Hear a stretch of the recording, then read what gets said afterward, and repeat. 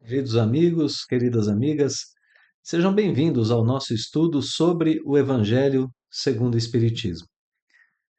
Vamos, nesse momento, elevar o nosso pensamento a Jesus, pedindo ao Divino Mestre e amigo que esteja conosco durante essa nossa tarefa, esse nosso estudo, nos abençoando e nos protegendo, para que nós possamos compreender bem as lições do Evangelho e aplicá-las em nossas vidas. Que assim seja. Nós vamos começar agora a estudar o capítulo 25 do Evangelho segundo o Espiritismo. Esse capítulo que tem o título Buscai e Achareis, composto por 3 itens. Ajuda-te a ti mesmo, que o céu te ajudará. Observai os pássaros do céu, e não vos afadigueis pela posse do ouro. Nós dividimos esse primeiro item, ajuda-te a ti mesmo, que o céu te ajudará, em 2 partes para o nosso estudo. Então, hoje a gente vai estudar uma primeira parte desse item. E, na sequência, na próxima semana, nós estudaremos a segunda parte. Bom, esse item 1 é composto dos subitens que vão de 1 a 5. Esses subitens trazem uma passagem do Novo Testamento, seguidas depois pelos parágrafos que compõem as explicações de Allan Kardec. Hoje nós vamos estudar essa introdução, essa passagem do Novo Testamento, e o subitem 2, que é composto por 3 parágrafos. Bom, de um modo geral, a gente pode resumir esse item do Evangelho dizendo que ele traz, então, essa apresentação do tema. O tema é posto por Jesus, tanto no título quanto no título do capítulo, quanto no título do item que a gente vai estudar. Lembrando, né, o título do capítulo, Buscai e Achareis. O título do item de hoje é Ajuda-te a ti mesmo, que o céu te ajudará. Então, nesses 2 títulos, a gente já tem a introdução do tema, que é colocada pela passagem também no Novo Testamento, e depois as explicações de Kardec que falam a respeito do trabalho, mas não do trabalho de forma isolada. O trabalho como forma de nos aproximarmos de Deus. Esse é o tema desse item, o tema do capítulo, como em geral, né, o tema geral do capítulo, e o tema que a gente vai começar a desenvolver a partir do estudo que começa agora. Vamos pensar um pouquinho naquela ideia de continuidade? A gente via no capítulo anterior o modo de nos ligarmos a Deus através do conhecimento. Conhecimento das coisas divinas, até se a gente quiser pensar assim. Então a gente tinha algumas tarefas diante desse conhecimento. Aprender, portanto, conhecer. Transmitir e testemunhar. Essas eram as tarefas que nos ligavam a Deus através do bom uso do conhecimento. Agora a gente vai continuar nessa mesma a linha de continuidade, né? O fio condutor das ideias do texto, nesse ponto do Evangelho, é justamente a ideia de nos ligarmos a Deus. Ora através do bom uso do conhecimento, como a gente viu, ou pela vivência do casamento, como a gente já viu também, e agora, portanto, através do trabalho. Como que nós nos ligamos a Deus? Através do trabalho. Então, como compreender o trabalho, como entender a necessidade do trabalho terreno e como realizá-lo de forma correta, com bom entendimento, com boa postura diante dele, para que assim a gente possa estarmos cada vez mais próximos do cumprimento da lei divina. Então, vamos voltar ao texto aqui para dizer já de ponto de partida o seguinte: hoje a gente vai estudar a questão do trabalho desse ponto de vista que Kardec está colocando aqui no subitem 2, do ponto de vista terreno. Por isso a gente separou em 2 partes o estudo, para que ele não ficasse demasiadamente longo e para que a gente pudesse olhar bem para os 2 pontos de vista. Então esse subitem 2 vai falar sobre o ponto de vista terreno e a gente pode já adivinhar que dali para frente, quando terminarmos o 2, e na próxima semana a gente vai ver o ponto de vista espiritual, aquilo que compõe a vida do espírito, né? Encarnado. Ponto de vista terreno, ponto de vista espiritual. Hoje ficamos com o ponto de vista terreno. Vamos a ele então. Subitem 1, passagem do Novo Testamento. Pedi e se vos dará. Buscai e achareis, batei à porta e se vos abrirá. Porquanto quem pede recebe, quem procura acha, e aquele que bate à porta abrir-se-á. Aqui Jesus faz essa introdução ao tema, já nos trazendo noções das coisas aqui da Terra. A gente sabe que essas situações acontecem aqui na Terra. Se eu peço, alguém dá. Em geral, né? Se eu busco, eu acho. Se eu procuro, eu acho. Se eu bato a uma porta, alguém abre. Então, o que Jesus está dizendo aqui? Todo trabalho, toda ação resulta em algo.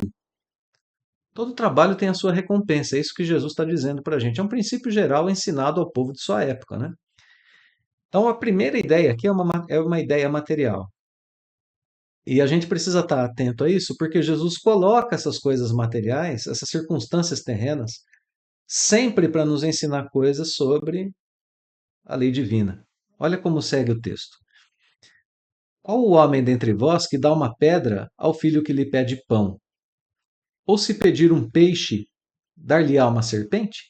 Ora, se sendo maus como sois, sabeis dar boas coisas aos vossos filhos, não é lógico que, com mais forte razão, vosso Pai que está nos céus dê os bens verdadeiros aos que lhe os pedirem? Então, olha como que Jesus segue o ensinamento. Ele ainda coloca mais uma circunstância terrena. Ó, seu filho tem fome. O que você dá para ele? Uma pedra ou uma serpente? Pão ou peixe? Você dá para ele um alimento ou você dá uma coisa que o prejudica? A gente dá para ele um alimento, a gente procura dar boas coisas aos nossos filhos. E aí Jesus então faz uma comparação. Né? Mesmo aqui na Terra, né? É muito difícil ver um pai não alimentar seu filho e não querer alimentá-lo com o melhor que pode. Claro que existem esses quadros, mas na grande maioria não. Na grande maioria, os pais querem o melhor para os seus filhos. Então Jesus diz assim para a gente: sendo maus como sois, e aqui Jesus não está querendo dizer que nós somos essencialmente maus. De novo, né, era o modo como ele podia explicar ao povo de seu tempo. A doutrina espírita nos explica que nós temos, sim, más inclinações, que às vezes cedemos a essas más inclinações, que às vezes nós cometemos equívocos, mas não é porque somos essencialmente maus, é porque somos ainda imperfeitos. E como Jesus não podia aprofundar muito os seus ensinamentos naquela época, ele usa essa expressão, diz, vocês são maus, querendo dizer são imperfeitos. Então, aqui do ponto de vista da doutrina espírita, pensemos no seguinte: Jesus está nos dizendo, imperfeitos como são, tratam bem os seus filhos?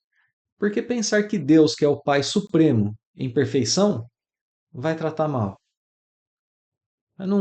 É incoerente esse pensamento. Então, olha só, Jesus parte das coisas terrenas para nos ensinar algo sobre o nosso relacionamento com Deus.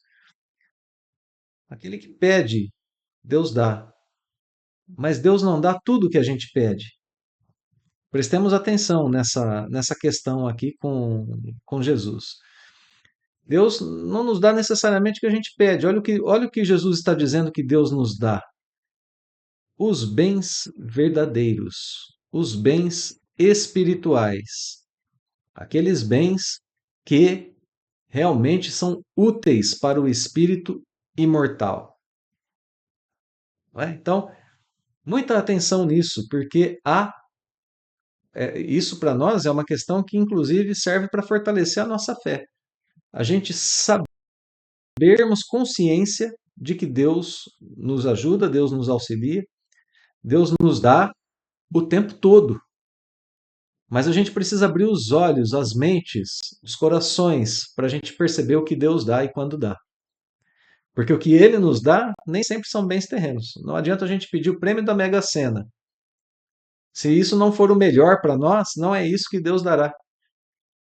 A gente já viu em capítulos anteriores do Evangelho a questão das provas, né? Da riqueza e da pobreza, riqueza e miséria. O espírito precisa daquela prova.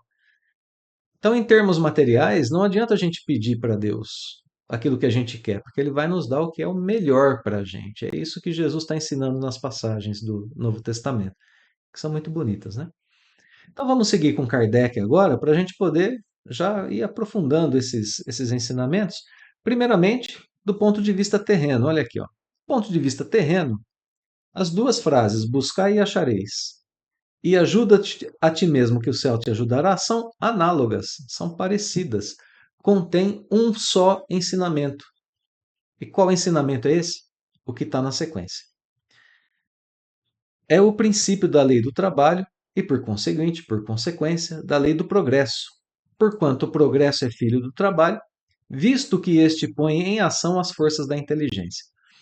Então, retomemos, né? Agora, olha só, mesmo do ponto de vista terreno, a gente está aprendendo aqui com Allan Kardec que essas duas frases de Jesus retratam para o povo de sua época o que o Espiritismo ensina como sendo duas leis: a lei do trabalho, e trabalho para a doutrina espírita é toda e qualquer ocupação útil, para a gente exemplificar, né? Essa é uma definição que está no Livro dos Espíritos, ok? Toda ocupação útil é trabalho para a doutrina espírita. Bom, o que são ocupações úteis? A pessoa que está fazendo a sua reforma íntima, está meditando sobre si mesma, está em trabalho. Quem está fazendo uma prece por alguém, está em trabalho. Uma prece por si mesma, ou por si mesmo, uma prece de louvor a Deus, está em trabalho. Uma pessoa que deseja o melhor para si mesma, está em trabalho. Uma pessoa que faz caridade, um médium, está trabalhando. Por isso a gente chama as tarefas da casa espírita de trabalho, porque são ocupações úteis ao progresso do espírito. Então, duas leis. Trabalha que você recebe o progresso, porque Deus nos dá os bens verdadeiros. Um bem verdadeiro é o progresso. A gente trabalha e Deus nos dá o progresso. O progresso é filho do trabalho. Essa é uma lei divina colocada para nós. E isso faz com que a gente progrida.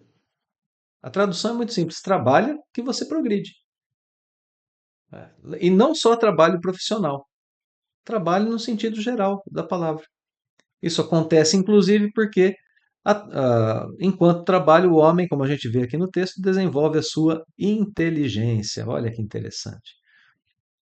E, por sua vez, a inteligência faz com que o trabalho se transforme em algo menos rude, como a gente vai ver na sequência do texto. E olha como Deus é um pai realmente bondoso, porque eu trabalho para ajudar a mim mesmo. E quando faço isso, Deus coloca as situações e os recursos para o meu progresso. Muito interessante, né? A gente poder perceber isso e abrir os nossos olhos para aquilo que Deus nos dá o tempo todo.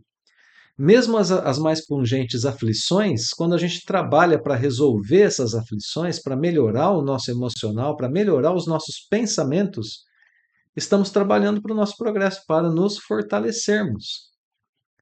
E Deus nos dá aquilo que a gente precisa, a força que a gente precisa para seguir adiante, como a gente vai ver na sequência do texto. Nesse primeiro parágrafo, a gente tem a explicação das palavras de Jesus, das frases de Jesus, e o contexto que será apresentado por Kardec, será explicado por Kardec. A questão do trabalho nos aproximando da lei divina. Então vamos para o segundo parágrafo, que diz o seguinte: na infância da humanidade, o homem só aplica a inteligência à cata do alimento, dos meios de se preservar das intempéries e de se defender dos seus inimigos. Então, lá o homem primitivo, que é o homem das cavernas, né, se a gente quiser pensar assim, ele só usa a inteligência para se alimentar, para se esconder do frio, do calor excessivo, tudo mais, para se preservar, né, para se proteger de algum predador, de algum inimigo. Ele só usa a inteligência para isso. Segue o texto dizendo: Deus, porém, lhe deu a mais do que o ortogou ao animal. Então Deus deu uma coisa a mais ao homem, o que é desejo incessante do melhor. E é esse desejo que o impele à pesquisa dos meios de melhorar sua posição, que o leva às descobertas, às invenções, ao aperfeiçoamento da ciência, porquanto é a ciência que lhe proporciona o que lhe falta. Pelas suas pesquisas, a inteligência se lhe engrandece, o moral se lhe depura. As necessidades do corpo sucedem às do espírito. Depois do alimento material, precisa ele do alimento espiritual, É assim que o homem passa da selvageria à civilização. Então, vamos analisar esse parágrafo 2, que é extremamente importante, né? Ele começa falando para a gente que lá no princípio o homem primitivo usava a sua inteligência só para sua preservação, mas depois ele tem algo a mais que o move. Nós temos algo que nos move e que está além da inteligência. E o que é? Esse desejo incessante do melhor. Então, analisemos por um instante, né? Esse desejo incessante do melhor diz respeito, inclusive, à vida material. Então, nosso trabalho material é lícito. O trabalho para melhorarmos e desejarmos coisas, inclusive materiais, cada vez melhores, é lícito. Eu posso fazer isso, eu devo fazer isso, faz parte do meu progresso material. Acontece que o progresso material não é a única coisa que a gente tem. Então, como a gente está estudando aqui a parte material, né, do ponto de vista físico, corpóreo, Kardec coloca essa questão do progresso material. Desde o homem primitivo até os dias de hoje, a gente pode pensar que isso ainda acontece. A gente tem inteligência e o desejo de querer o melhor.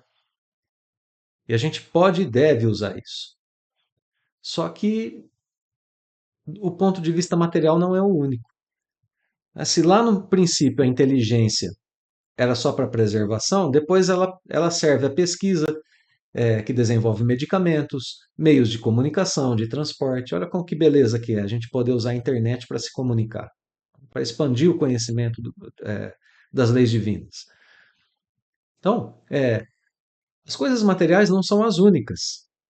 Olha o texto em destaque aqui para a gente continuar essa linha de raciocínio. Pelas suas pesquisas, a inteligência engrandece e o moral é depurado. Então a gente tem que ter consciência de que as coisas materiais e o desejo do melhor pode ser voltado às coisas materiais, mas a gente tem que ter a consciência de que as coisas materiais são meios para a gente conquistar o avanço espiritual. Então, a gente precisa lembrar que, mesmo progredindo nas coisas materiais, temos um compromisso com a caridade, a gente tem um compromisso com o bem-estar nosso e do próximo, porque é por isso que a gente vive em civilização, né? Vivemos com outras pessoas e não isolados. A gente precisa lembrar que depois das necessidades do corpo, como eu estou marcando aqui no texto, ó, seguem as do espírito. A gente tem necessidades nos dois âmbitos da vida. E que depois do alimento material, a gente precisa do alimento espiritual. Então, essa é uma metáfora que Kardec usa aqui para dizer o seguinte: olha, a gente quer o melhor no campo material? Sim. Mas isso precisa nos mover a querer também o melhor no plano espiritual. Sermos cada dia melhores, moralmente mais elevados, intelectualmente mais avançados, ajudando o próximo, fazendo bem para todos. É assim que o homem passa da selvageria à civilização. Encerra o parágrafo, né? Então, eu desejo sim o melhor, e o melhor é o ponto de partida para o meu progresso incessante. Aqui a gente tem o modo como acontece o progresso espiritual.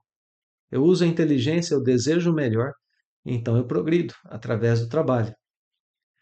Bem-estar eu preciso querer para o corpo e para o espírito. Sempre lembremos disso, né? Porque a gente já chegou nesse momento em que vivemos na civilização. Ela é um progresso em relação à vida selvagem. Isso sem sombra de dúvida. Só que agora, na civilização, a gente tem outros dilemas, outros problemas para serem resolvidos através do nosso trabalho. Quando eu ajudo, como eu ajudo, em qual intensidade eu ajudo a mim mesmo e ao próximo. Qual a intensidade do meu trabalho? O quanto eu preciso do trabalho profissional, o quanto eu preciso do trabalho de caridade. Equilibrar a vida nos dois âmbitos, no âmbito espiritual e no âmbito material. Então, esse parágrafo explica para a gente como se deu o progresso, a condição do progresso intelecto-moral e como nós somos movidos a procurar o trabalho para esse progresso. Essa é a explicação que a gente tem nesse parágrafo de número 2. Bom, então vamos ao terceiro e último parágrafo do estudo de hoje, mas não do texto de Kardec. A gente continua na próxima semana, a partir aqui ó, do subitem 3 e parágrafo 4. Né? Então, hoje a gente encerra por aqui. Vamos lá. Mas bem pouca coisa é imperceptível mesmo em grande número deles o progresso que cada um realiza individualmente no curso da vida. Então lembramos, né? A gente está falando do progresso do ponto de vista e do trabalho do ponto de vista terreno. Kardec abre o parágrafo 3 dizendo para a gente: olha, o progresso de cada pessoa, o progresso individual, é pequeno em cada encarnação. Cada vez que um espírito reencarna, ele tem um progresso, mas na maior parte do tempo ele é pequenininho. É imperceptível, olha que ele chega a escrever, né? E coloca na sequência um problema. Como poderia então progredir a humanidade sem a pré-existência e a continuidade da existência da alma, né, do espírito? Como que poderia o ser humano existir sem a pré-existência e a reexistência da alma, ou seja, sem as reencarnações, se esse progresso é imperceptível, é pequenininho? Então, olha lá, ó, se as almas se fossem todos os dias para não mais voltarem, a humanidade se renovaria incessantemente com os elementos primitivos, tendo de fazer tudo, de aprender tudo. A gente viveria, né, a época primitiva o tempo todo. Não haveria, nesse caso, razão para que o homem se achasse hoje mais adiantado do que nas primeiras idades do mundo, uma vez que a cada nascimento todo o trabalho intelectual teria de recomeçar. Então, vai uma geração embora e o trabalho intelectual precisa recomeçar, porque uma geração não passa tudo que sabe para outra, passa parte, né? Principalmente no mundo primitivo. Ao contrário, voltando com o progresso que já realizou e adquirindo de cada vez alguma coisa a mais, a alma passa gradualmente da barbárie à civilização material e desta à civilização moral. Então, notemos que aqui Kardec já expande o conceito de civilização. A gente tem uma civilização que é material e uma civilização que é moral. Convivência entre os homens, convivência material dentro de uma civilização e convivência moral dentro de uma civilização.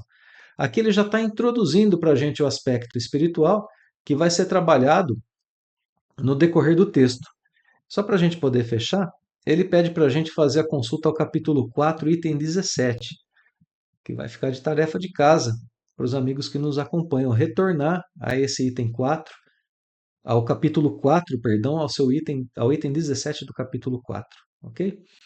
Então, a gente pode notar que Kardec, nesse último parágrafo que a gente estuda hoje, introduziu para a gente já a ideia espiritual, dizendo: olha, precisa da reencarnação. Essa é outra lei que surge naturalmente em relação ao progresso, falando-se mesmo do progresso do ponto de vista material. Ele é pequeno, precisa reencarnar para realizar a cada reencarnação um pouco mais é, de progresso, para que os conhecimentos sejam transmitidos, para que venham espíritos às vezes mais evoluídos e alavanquem o conhecimento. Então, é assim que a gente vai passando de civilização puramente material, união de pessoas envolvidas por interesses materiais, a gente vai passando disso a um estado de união de pessoas envolvidas por interesses morais e espirituais. Aí um progresso ainda maior, através do trabalho, né?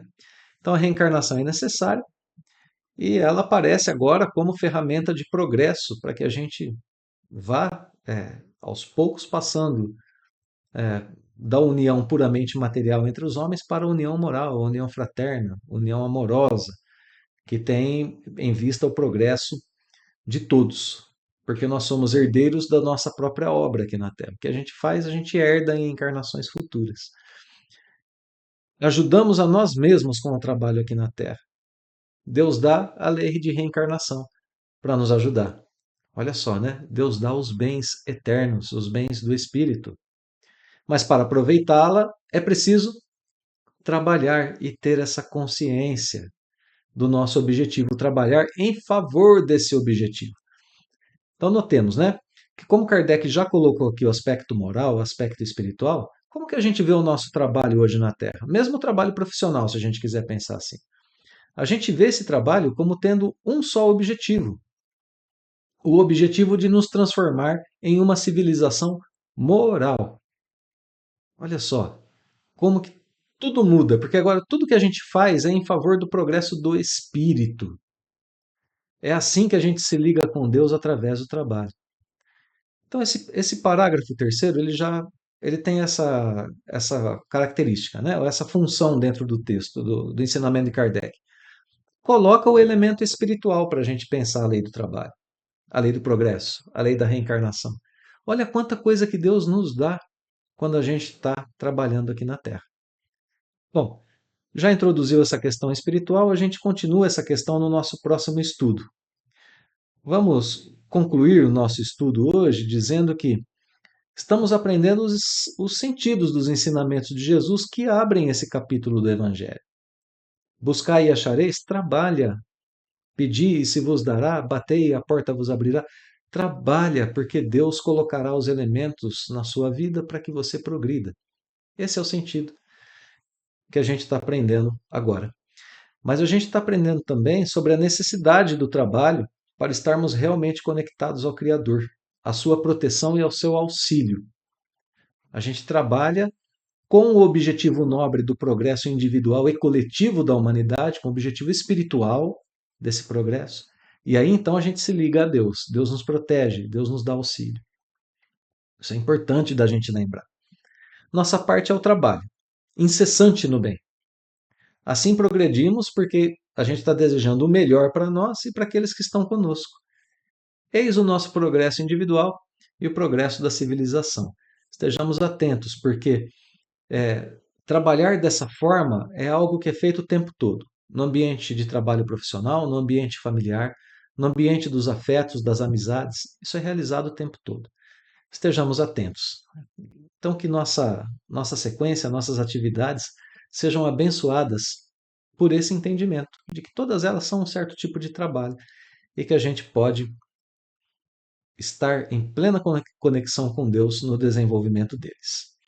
Um grande abraço, abraço fraterno a todos. Obrigado pela companhia no estudo. A gente se vê logo mais com a sequência ainda desse primeiro item do Evangelho segundo o Espiritismo. Até lá.